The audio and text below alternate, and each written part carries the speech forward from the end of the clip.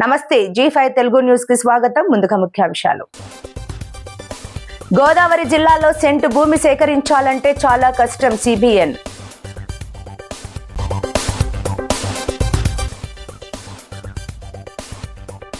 ప్రపంచ యోగా పోటీల్లో భారత్ అగ్రస్థానం.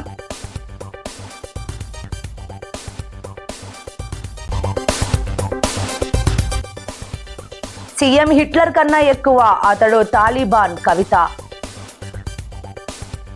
ఆంధ్రప్రదేశ్ సీఎం చంద్రబాబు నాయుడు పశ్చిమ గోదావరి జిల్లా సిద్ధాంతం చేరుకొని మీ భూమి మీ హక్కు కార్యక్రమంలో పాల్గొన్నారు. ఈ సందర్భంగా ఆయన రైతులకు పట్టాదారు పాస్ పుస్తకాలను పంపిణీ చేశారు. అనంతరం జరిగిన సమావేశంలో సీఎం మాట్లాడుతూ గోదావరి జిల్లాలో ఒక సెంటు భూమి సేకరించడం చాలా కష్టమని, అయితే విశాఖ, రాయలసీమ ప్రాంతాల్లో భూమి అడిగితే ఇస్తారని వ్యాఖ్యానించారు. భూమితో విడదీయరాని అనుబంధం మీ అందరిది. అయితే నాకు కూడా కొన్ని ఇబ్బందులు. ఎక్కడైతే నేను విశాఖపట్నం పోతే భూమి కావాలంటే ఇస్తారు, అక్కడ పెట్టుబడులు వస్తున్నాయి, పెద్ద పెద్ద ఇండస్ట్రీస్ వస్తున్నాయి. రాయలసీమకు పోతే భూమి కావాలంటే ఇస్తారు, అక్కడ కూడా పెద్ద ఎత్తున వస్తాయి. ఇక్కడ మాత్రం ఒక సెంటు భూమి ఇవ్వాలంటే చాలా కష్టం, సేకరించాలన్నా కష్టం. ఓసారి నాకు అనిపిస్తుంది ఈ జిల్లా పైన నాకు ప్రత్యేకమైన అభిమానం ఇప్పుడే కాదు, మొదటి నుంచి కూడా ఈ జిల్లా నన్ను పార్టీని ఆదరించారు, అభిమానించారు. ప్రపంచ యోగా ఛాంపియన్షిప్ లో ఆతిథ్య భారత్ 40 స్వర్ణాలు, 8 రజతాలు, 2 కాంస్యాలతో కలిపి మొత్తం 50 పతకాలతో అగ్రస్థానంలో కొనసాగుతోంది. టోర్నమెంట్ ముగింపు దశకు చేరగా భారత్ తన ఆధిక్యాన్ని మరింత పెంచుకుంది. పతకాల పట్టికలో జపాన్ 3 స్వర్ణాలతో 2వ స్థానంలో, సింగపూర్ 2 స్వర్ణాలతో 3వ స్థానంలో ఉన్నాయి. గుజరాత్ లోని భుజ్ ప్రాంతానికి చెందిన హీనా రాజ్కోర్ సీనియర్ బి మహిళలు ఫార్వర్డ్ బెండ్ పోటీలో స్వర్ణం సాధించింది. ఓమెన్ కు చెందిన ప్రీతి జైమన్ రజతం గెలుచుకుంది. సీఎం రేవంత్ రెడ్డిపై TRS అధ్యక్షురాలు కవిత సంచలన వ్యాఖ్యలు చేశారు. సీఎం రేవంత్ రెడ్డి హిట్లర్ కన్నా ఎక్కువని, లిబాన్తో సమానమని అన్నారు. రాష్ట్రంలో 27,000 ప్రభుత్వ పాఠశాలలను 4,000కు కుదిస్తామన్న సీఎం వ్యాఖ్యలను ఆమె ఖండించారు. ఆడపిల్లలు, నిరుపేదలను విద్యకు దూరం చేసేందుకే ప్రభుత్వ స్కూళ్లు మూసేస్తామని సీఎం చెబుతున్నారని, విద్యాశాఖను సర్కస్ లెక్క మార్చేశారని కవిత ఆగ్రహం వ్యక్తం చేశారు. జై తెలంగాణ. తెలంగాణ ప్రజలందరికీ కూడా నమస్కారం.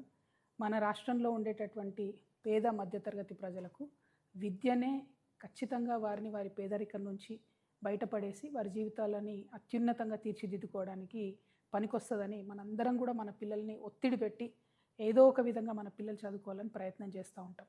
డబ్బులు ఉన్నా లేకపోయినా పెద్ద పెద్ద ప్రైవేట్ పాఠశాలల్లో మన పిల్లల్ని చేర్పిస్తాం.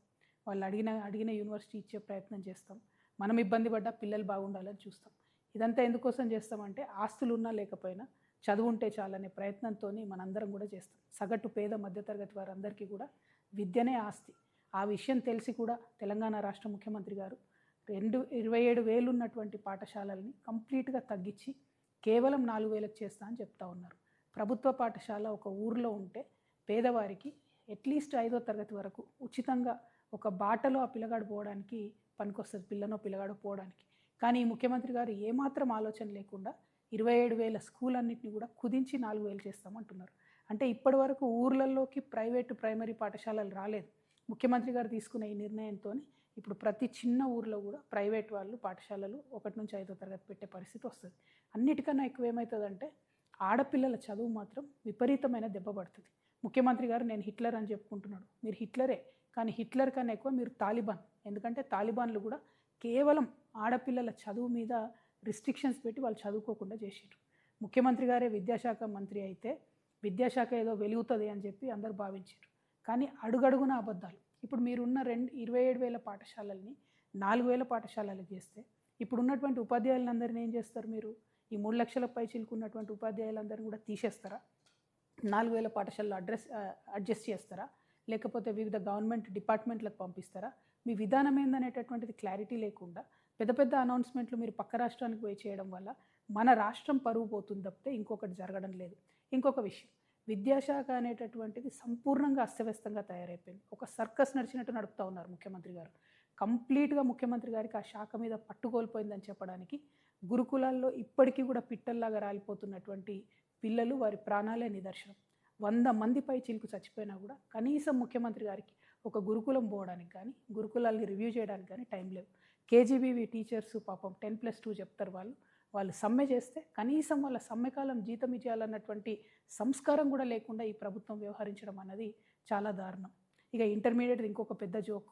ముఖ్యమంత్రి గారు రివ్యూ చేసి రేపటి నుంచి ఇంటర్ బోర్డు ఉండదని చెప్తారు. ఈయన రివ్యూ చేసిన 2 రోజులకే ఇంటర్మీడియట్ బోర్డు వాళ్ళు ఇంటర్మీడియట్ నుంచి అఫిలియేషన్ ఇస్తాం, అప్లికేషన్ పెట్టుకోండి అంటే కోకొల్లలుగా ప్రైవేట్ వాళ్ళు అఫిలియేషన్ పెట్టుకుంటారు. ఈ 2 గొడవలు అవుతున్నటువంటి సందర్భంలో మళ్ళీ ఒక స్టేట్మెంట్ వస్తుంది, లేదు ఈ సంవత్సరం ఇంటర్మీడియట్ బోర్డు కొనసాగుతుంది, నెక్స్ట్ ఇయర్ 10+2 విధానం వస్తుంది అని చెప్పి. ఆ గొడవ అవుతుంటే ఇప్పటి వరకు ఇవాళ స్కూల్స్ స్టార్ట్ అయ్యి intermediate colleges, junior colleges start అయ్యి 7-8 డేస్ అవుతుంది. June 1st స్టార్ట్ అయినాయి. ఇప్పటి వరకు కూడా ప్రభుత్వ ఇంటర్మీడియట్ జూనియర్ కాలేజీలకు కూడా అఫిలియేషన్ ఇవ్వలేదు. అంటే అఫిలియేషన్ లేకుండా ఈ రాష్ట్రంలో ప్రైవేటు ప్రభుత్వ జూనియర్ కాలేజీలు ఫంక్షనింగ్ స్టార్ట్ చేసినాయి. అంటే ఇది ఏం వ్యవస్థ అసలు? ఎందుకోసం వచ్చింది ఇటువంటి వ్యవస్థ? ఇంత కన్ఫ్యూజన్ ఎందుకు? ఇక ఇంటర్మీడియట్లో ఒక రకమైన కన్ఫ్యూజన్ అయితే డిగ్రీలు ఇంకొక రకం కన్ఫ్యూజన్. డిగ్రీ సిలబస్ మానిటర్ చేయడానికి హైయర్ ఎడ్యుకేషన్ కౌన్సిల్ ఉంటుంది. ఆ హైయర్ ఎడ్యుకేషన్ కౌన్సిల్ ఏమో ఒక సిలబస్ రిలీజ్ చేస్తుంది. హైయర్ ఎడ్యుకేషన్ కమిషనరేట్ ప్రభుత్వం నుంచి వాళ్ళు ఇంకొక సిలబస్ రిలీజ్ చేస్తారు. ఏ సిలబస్ ఏందో తెలియదు. ఇప్పటి వరకు ఏ యూనివర్సిటీలో కూడా, అది జేఎన్టీయూ కావచ్చు, ఉస్మానియా కావచ్చు, పాలమూరు కావచ్చు, ఏ యూనివర్సిటీ కూడా ఇంతవరకు పాలక మండలి మీటింగ్ పెట్టుకొని సిలబస్ ఫైనల్ చేయలేదు. కానీ దోస్త్ పోర్టల్ ఓపెన్ చేసిండ్రు, విద్యార్థులు రిజిస్టర్ అవుతున్నారు, డిగ్రీ కాలేజీలు కూడా తొందరలోనే చేరుతాయి. అంటే ఇప్పుడు సిలబస్ ఏం చెప్పాలన్నది కూడా అర్థం కాకుండా డిగ్రీ కాలేజీలు తెలుసుకున్నారు. ఇట్లా ప్రతి అంశంలో విద్యా వ్యవస్థలో A to Z కంప్లీట్గా ఒక రకమైన కన్ఫ్యూజన్, ఒక సర్కస్ నడిపినట్టు. అధికారులకు మిగతా వాళ్ళకు మధ్యలో వాళ్ళకు ఉన్న పంచాయతీలు, ముఖ్యమంత్రి గారికి లేనటువంటి చిత్తశుద్ధితోని ఈ కన్ఫ్యూజన్ అంతా జరుగుతున్నది. ఇవన్నీ ఒక ఎత్తు అయితే ఫీజు రియంబర్స్మెంట్ 11,000 కోట్ల రూపాయలు పెండింగ్ ఉంటే ఒక్క దమ్మిడి కూడా ఇప్పటివరకు ముఖ్యమంత్రి గారు ఇవ్వలేదు. దాంతో ఏం జరుగుతున్నది? ప్రైవేట్ డిగ్రీ వాళ్ళు స్కూల్స్ మూసేసుకుంటున్నారు, కాలేజీలు మూసుకుంటున్నారు, ప్రైవేట్ జూనియర్ కాలేజ్ వాళ్ళు మూసుకుంటున్నారు, ప్రైవేట్ స్కూల్స్ ఏవైతే చిన్న స్కూల్స్ పాపం పేద విద్యార్థులకు చదువు చెప్తారో వాళ్ళు కూడా మూసేసుకునే పరిస్థితి వచ్చింది. ఆ భారం మోయలేకపోతున్నారు. అన్నిటికన్నా ఎక్కువ ఆ పిల్లలు, వాళ్ళ పేరెంట్స్ వాళ్ళ ఫీజులు కట్టలేక ఇబ్బంది పడుతున్నారు. మళ్ళీ నేను చెప్తున్నాను, ముఖ్యమంత్రి గారి విధానాలతో ఈ రాష్ట్రంలో ఉన్నటువంటి ఆడపిల్లలకు తీవ్రమైన నష్టం జరుగుతుంది. మగపిల్లల్ని ఏదో ఒకటి చేసి పంపిస్తారు, కానీ ఆడపిల్లలకు మాత్రం ఇబ్బంది అవుతుంది, వాళ్ళని పంపడం లేదు. సో ఈ విధంగా ఫీ రియంబర్స్మెంట్ పక్కకు పెట్టేసారు. ఇప్పుడేమో Geo 7 తీసుకొచ్చి స్టూడెంట్స్కి డైరెక్ట్గా ఇస్తామని చెప్తున్నారు. స్టూడెంట్స్కి ఎట్లా ఇస్తారు? ఒక్కొక్క స్టూడెంట్కి ఇస్తామంటే ప్రైవేట్ కాలేజ్ ఊరుకుంటుందా? వాళ్ళ దగ్గర ముక్కు వెండి పెద్దగా ఫీజులు వసూలు చేయరా? అంటే ప్రైవేట్ కాలేజ్ వాళ్ళకు డైరెక్ట్గా ఫీజులు పెంచుకునేటటువంటి ఒక విధానాన్ని మీరు ఓపెన్ చేస్తున్నారు. Geo 7ని తక్షణమే రద్దు చేయాలి. ఖచ్చితంగా ఫీ రియంబర్స్మెంట్ కూడా మీరు ఇమీడియట్గా ఇంప్లిమెంట్ చేయాలి. ఇవన్నీ ఒక ఎత్తు అయితే మేము పేరెంట్స్ తరఫున అనేక రోజుల నుంచి అడుగుతున్నాం. జూన్ మాసం వస్తుంది, జూన్ లోపల మీరు ఫీ నియంత్రణ చట్టం తీసుకురండి. ఎందుకంటే ప్రైవేట్ పాఠశాలలు 50% నుంచి మొదలు పెడితే 150% వరకు కూడా ఫీజులు పెంచినటువంటి పరిస్థితి కనపడతా ఉన్నది. హైదరాబాద్ మహానగరంలో అయితే మరీ అస్తవ్యస్తంగా ఉందని అడిగితే ఇంతవరకు కూడా ప్రభుత్వం ఫీ నియంత్రణ చట్టం మీద కనీసం డిస్కషన్ కూడా చేయలేదు. అంటే ఈ సంవత్సరం కూడా ఫీజు నియంత్రణ చట్టం లేకపోతే లక్షలాది మంది పేరెంట్స్ మీద విపరీతమైన బర్డెన్ పడుతుంది. నేను ముఖ్యమంత్రి గారిని మళ్ళీ చివరిసారిగా ఒకటే అడుగుతా ఉన్నాను. ఫస్ట్ గురుకులాలను పట్టించుకోండి, 2 ప్రభుత్వ పాఠశాలలను మూసేసేటటువంటి ప్రయత్నాన్ని మానుకోండి, ఫీజు రియంబర్స్మెంట్ డబ్బుల్ని ఇమ్మీడియట్గా రిలీజ్ చేయండి, జూనియర్ కాలేజెస్ అఫిలియేషన్ చేయండి, డిగ్రీ కాలేజ్లో సిలబస్లో ఉన్నటువంటి కన్ఫ్యూజన్ని దూరం చేయండి. అన్నిటికన్నా మించి ఫీజు నియంత్రణ చట్టాన్ని తక్షణమే ఈ మాసంలో 15వ తారీఖు లోపల స్కూల్స్ రిలీజ్ అవుతున్నాయి కాబట్టి, ఓపెన్ అవుతూ ఉన్నాయి కాబట్టి అంత లోపల చట్టం తీసుకురండి. ఇవన్నీ చేయకుండా విద్యను నాశనం చేసేటటువంటి ప్రయత్నాల్ని మానుకోండి. విద్యను నాశనం చేస్తే భవిష్యత్ తరం తెలంగాణ దెబ్బతింటదనే విషయాన్ని చిత్తశుద్ధితో గమనించాలి. Thank you. జై తెలంగాణ. ఉమ్మడి వరంగల్ జిల్లాలోని మరిపెడ బంగ్లా సమీపంలో కాంట్రాక్టర్ వ్యవహరిస్తున్న తీరుకు నిరసనగా గ్రామస్తుల సహకారంతో చెరువును లూటీ చేస్తున్న మత్స్యకారులు.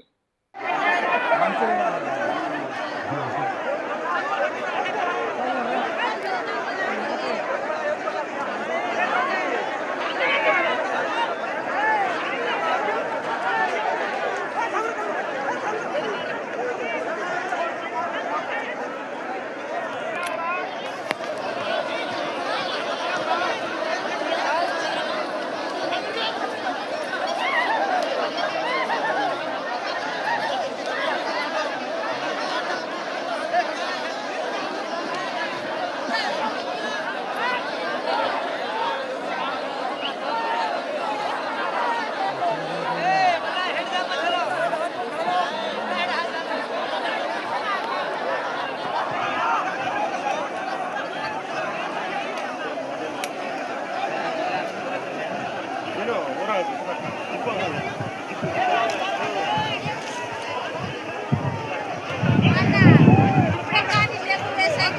కాదులే, నేనేదో మామూలుగా చేస్తున్నా.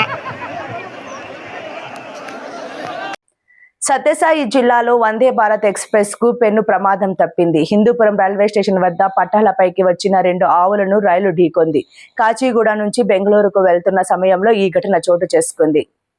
ములుగు జిల్లాలో 99 రోజుల ప్రజాపాలన ప్రగతి ప్రణాళికలో భాగంగా కన్నాయిగూడెం మండలం బుట్టాయిగూడెం గ్రామ పంచాయతీలో మంత్రి సీతక్క ఆదేశాల మేరకు మండల అధికారులతో కలిసి గ్రామ సభ నిర్వహించిన బుట్టాయిగూడెం సర్పంచ్ జాడి రాంబాబు.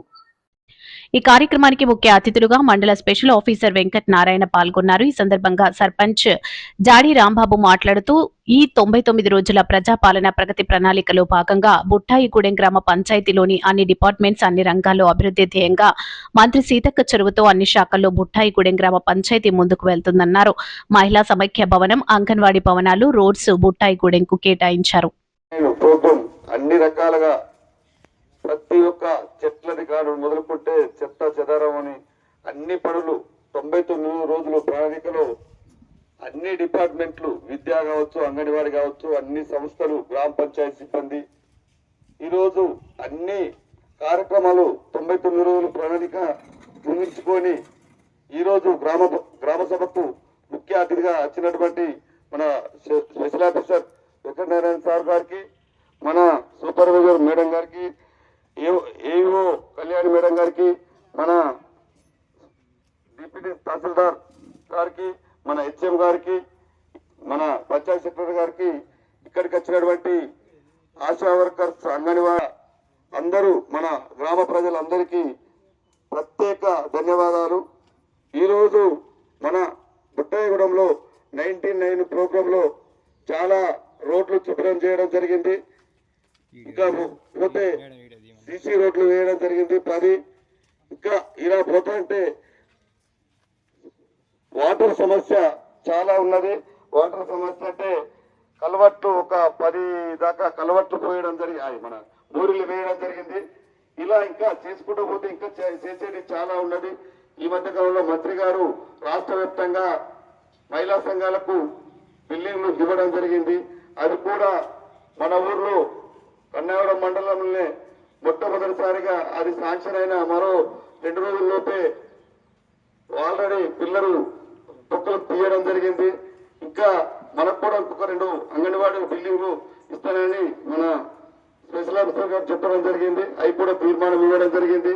ఇలా చెప్పుకుంటూ పోతే మన ఊరికి చాలా అభివృద్ధి పథంలో నడుస్తున్నది. కాబట్టి మీరు కూడా ఇక్కడ ఉన్నటువంటి గ్రామ ప్రజలు మాకు, మా వార్డు మెంబర్స్ కు అన్ని రకాలుగా సహకరించి ఈ 99 ప్రోగ్రాంకి ఎంత విజయవంతంగా ముగించుకొని గ్రామ సభలు నడిపించుకుంటున్నామో, మీరు కూడా ఇంకా ఏమేమి సమస్యలు ఉన్నప్పటికీ కూడా మరుగుదొడ్ల సమస్య పుట్టగూడెంకి చాలా ఉంది. కాబట్టి మరుగుదొడ్లు ఎవరెవరికి లేవు, మన స్పెషల్ ఆఫీసర్ దానికి పూర్తి బాధ్యత. కాబట్టి ఎవరెవరి మరుగుదొడ్లు లేని ప్రతి ఒక్క కుటుంబం వచ్చి దరఖాస్తు మన స్పెషల్ ఆఫీసర్ గారికి ఇవ్వవలసిందిగా. మదిరా మండలం నాగవరపాడు గ్రామంలో ప్రమాదవశాత్తు జరిగిన అగ్ని ప్రమాదంలో రైతు పల్లపోతుల నాగరాజుకు తీవ్ర నష్టం వాటిల్లింది. ఆదివారం మధ్యాహ్నం నాగరాజు పొలం వద్ద దొడ్డిలో కుప్పగా వేసి ఉన్న వరికట్టు వామి అగ్నికి హావుతైంది. పల్లపోతుల నాగరాజు వ్యవసాయంపై ఆధారపడి జీవిస్తున్నారు. మంటలు ఎగిసిపడుతున్న విషయాన్ని గమనించిన స్థానికులు వెంటనే మదిర ఫైర్ స్టేషన్ కి సమాచారం అందించారు.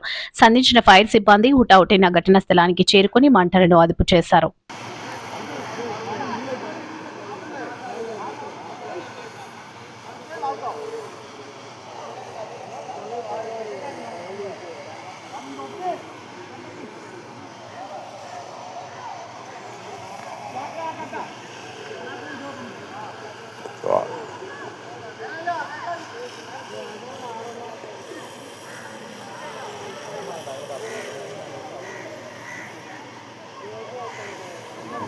కరెంటే అండి వైర్ కాలింది కాదు, అట్లా వైర్ కాలిందంటే ఎల్లుడి దగ్గర కావచ్చు కరెంట్గా ఏ వైర్ కదా ఆ వైర్ ఇప్పుడు మంటకే కాయలు ఉంటుంది. పడుతున్నారప్ప వాళ్ళు ఎదురు ఎక్కేవాళ్ళు ఆయన లేకు ఆయన పిలు అదే వస్తారు ఏ తల్లి దాన్ని మాట్లాడుతున్నది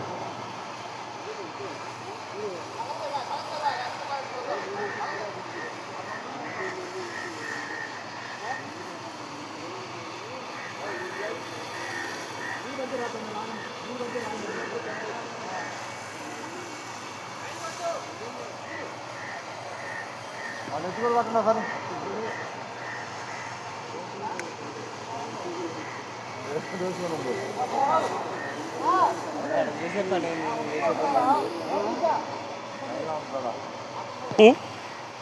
ఆయన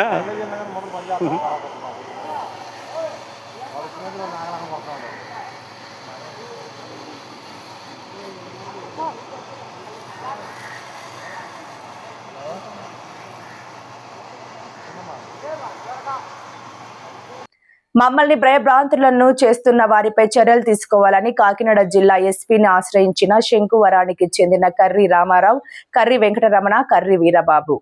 ఇక వివరాల్లోకి వెళ్తే కాకినాడ జిల్లా శంఖవరంకు చెందిన కర్రి వెంకటన రమణ, కర్రి రామారావు, కర్రి వీరబాబులకు చెందిన 54 గజాల స్థలాన్ని దౌర్జన్యంగా ఆక్రమించేందుకు తన్నీరు రాజశేఖర్, తన్నీరు సుశీల, కర్రి లోవరాజు, కర్రి సురేష్లు ప్రయత్నిస్తూ ఇబ్బందులు గురి చేస్తున్నారని, మాకు ప్రాణహాని ఉందని జిల్లా ఎస్పీకి గ్రీవెన్సీ సెల్లో సోమవారం ఫిర్యాదు చేశారు. ఈ సందర్భంగా కర్రి రామారావు మాట్లాడుతూ, మాకు వచ్చిన స్థలం ఉందని, అతని దానికి సంబంధించి పన్ను, కరెంటు బిల్లుతో పాటు ఉన్నాయని, అయితే ఇంజెక్షన్స్ ఆట కూడా ఉందని, అయినా సరే వీరు జేసీబీ తీసుకొచ్చి షాప్ ను పడగొడతామంటూ భయభ్రాంతులకు గురి చేస్తున్నారని, దీంతో ఎస్పీని ఆశ్రయించిన ఆయన స్పందించి మీకు న్యాయం చేస్తామని తెలిపారు.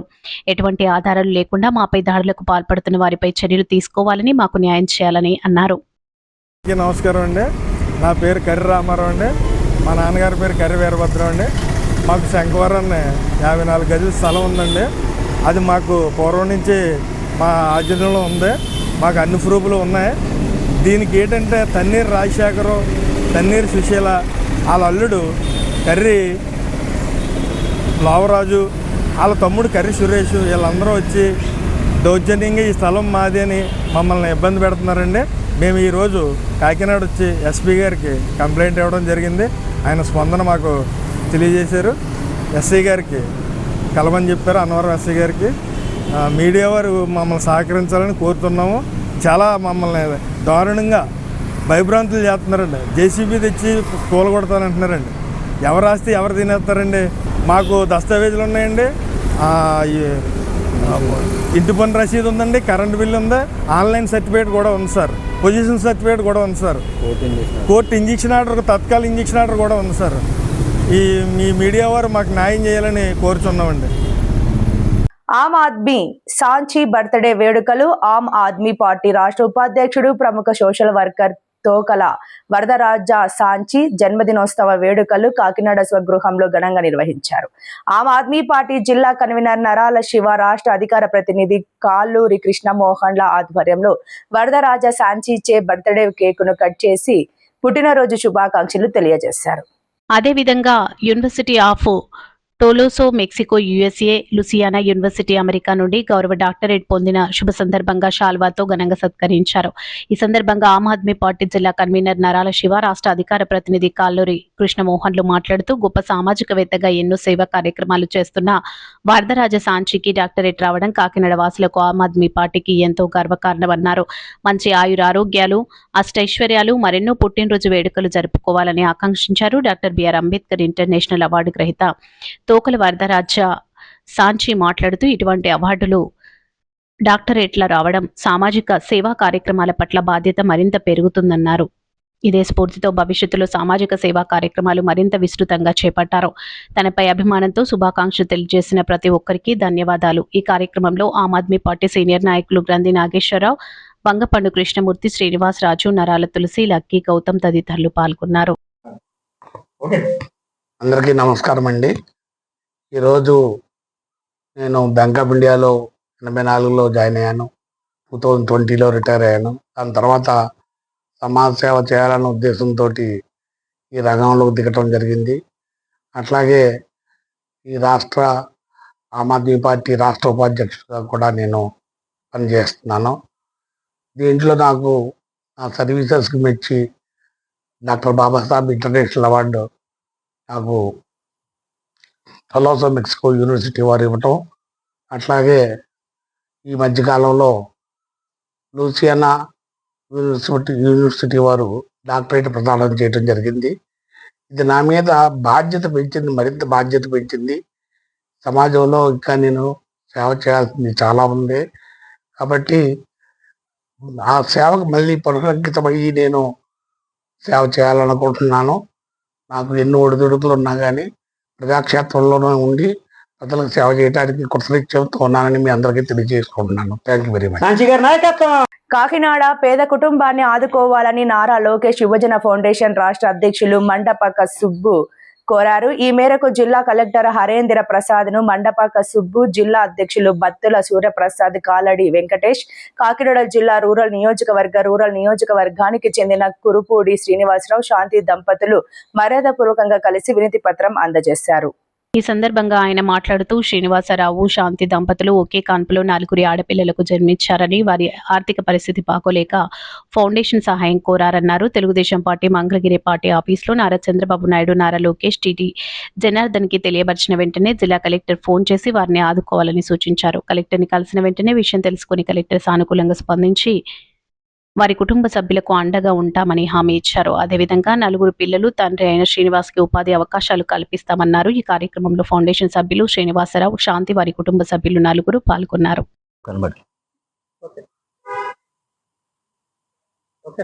ఈరోజు కాకినాడ జిల్లా మన రూరల్ నియోజకవర్గానికి చెందిన కురుపూడి శ్రీనివాసరావు, శాంతి దంపతుల ఒకే కాన్పులో 4 ఆడపిల్లలు జన్మనిచ్చారు. ఈ 4 ఆడపిల్లలు పుట్టినప్పటి నుంచి అనేక ఆర్థిక ఇబ్బందులు రావడం వల్ల చాలా ఇబ్బందులు పడుతున్నారు. అదేవిధంగా వీళ్ళకి రావాల్సిన అమ్మక వందనం కానీ ప్రభుత్వ పథకాలు కూడా ఏమి వస్తలేదు. గత కాలంలో శ్రీనివాసరావు కారు నడుపుకుంటా జీవించేవాడు. మరి ఆ కారు అమ్మేయడం, తర్వాత మళ్ళీ ఆర్టీఓ ఆఫీస్లో కారు లేకుండా చేసిన సర్టిఫికేట్లు కూడా రావడం, మా ఫౌండేషన్ ద్వారా అనేక ఉపయోగకరమైన పనులు చేస్తూ, అదేవిధంగా మొన్నటి రోజు నారా చంద్రబాబు నాయుడు గారు, నారా లోకేష్ గారు, టీడీ జనార్దన్ గారి ఆశీస్సులతో రాష్ట్ర పార్టీ ఆఫీసులో ఇలా ఇబ్బందులు చెప్పడం వల్ల మరి వెంటనే టీడీ జనార్దన్ గారు మన కాకినాడ జిల్లా గవర్నర్ కలెక్టర్ గారికి ఫోన్ చేసి మరి 4 పిల్లలకి అండగా ఉండాలన్నారు. మరి ఈరోజు మన కలెక్టర్ ఆఫీసులో కలెక్టర్ గారిని మర్యాదపూర్వకంగా కలిశాము. మరి ఆయన వెంటనే స్పందించి 4 పిల్లలకి న్యాయం చేస్తానని, అదేవిధంగా వాళ్ళ నాన్నగారు డ్రైవర్, మన కార్పొరేషన్లో డ్రైవర్ పోస్ట్ కూడా ఇప్పిస్తానన్నారు. మరి కలెక్టర్ గారు చేసిన సేవ మరువలేనిది. జిల్లాలో ఏ ఆపద వచ్చినా నేనున్నానంటూ చేస్తున్న తీరు గౌరవనీయులు కలెక్టర్ గారికి నా హృదయపూర్వక అభినందనలు తెలుపుతూ, మరి వీరికి ప్రభుత్వం ద్వారా అనేక సేవా కార్యక్రమాలు, పిల్లలకు కూడా భవిష్యత్తులో ప్రతి ఒక్కరూ సహాయపడాలని కోరుకుంటూ వార్తలు ముగించే ముందు ముఖ్యాంశాలు మరోసారి. గోదావరి జిల్లాలో సెంటు భూమి సేకరించాలంటే చాలా కష్టం, సిబిఎన్.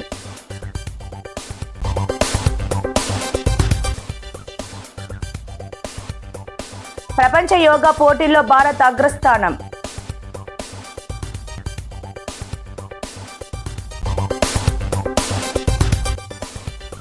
సీఎం హిట్లర్ కన్నా ఎక్కువ, అతడు తాలిబాన్ కవిత. ఈ వార్తలు ఇంతటితో సమాప్తం. నమస్కారం.